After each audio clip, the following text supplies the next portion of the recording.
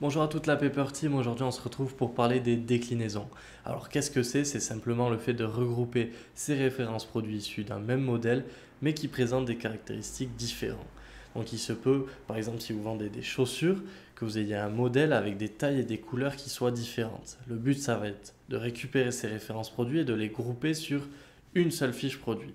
Le gros avantage c'est que ça va vous permettre d'éviter d'avoir un aspect de doublon sur la solution et donc d'être mieux organisé. Pour ceux qui disposent du module B2B Cloud Commerce ou site catalogue chez Solid Paper, vous pourrez directement intégrer un configurateur sur les fiches produits. Donc on va voir quelles sont les étapes à prévoir avant de faire ces déclinaisons, comment s'organiser dans son fichier Excel et comment visualiser les déclinaisons sur la solution. Donc on se retrouve ici sur la solution Nude. Donc premier indicateur, on voit ici le nombre de fiches produits avec le nombre de déclinaisons. C'est tout simplement le nombre de références uniques qui sont dispatchées dans mes fiches produits. Le deuxième indicateur, c'est ici cette icône de déclinaison qui me permet de voir le nombre de déclinaisons que j'ai par fiche produit.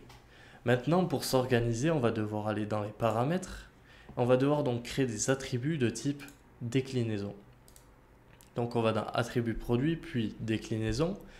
Il faut bien évidemment identifier les produits qui vont nous permettre de différencier chaque produit du même modèle. Donc nous, on a défini la marque, la taille, la collection et la couleur. Bien évidemment, suivant les produits que vous vendez, ça va être différent.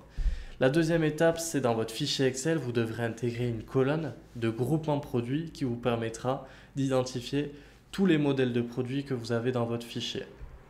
Donc comment ça se passe? On va aller dans les imports, on va faire un import de produits. On va aller chercher notre fichier Excel. Une fois qu'on a renseigné notre colonne de groupement produits, on va pouvoir donc dire à la solution qu'on intègre des déclinaisons. Alors comment ça se passe? On va sélectionner son mapping ici, la langue, et on va dire ici que oui, mon fichier contient des déclinaisons. Alors là, comme je vous l'ai expliqué, on crée une colonne qui reprend les racines des références. Donc on vient chercher cette colonne. Alors ici, elle s'appelle groupement produit. Et là, je peux passer donc à la troisième étape. Une fois que je suis à cette étape, je vais donc mapper les champs qui m'intéressent, donc les attributs déclinaison.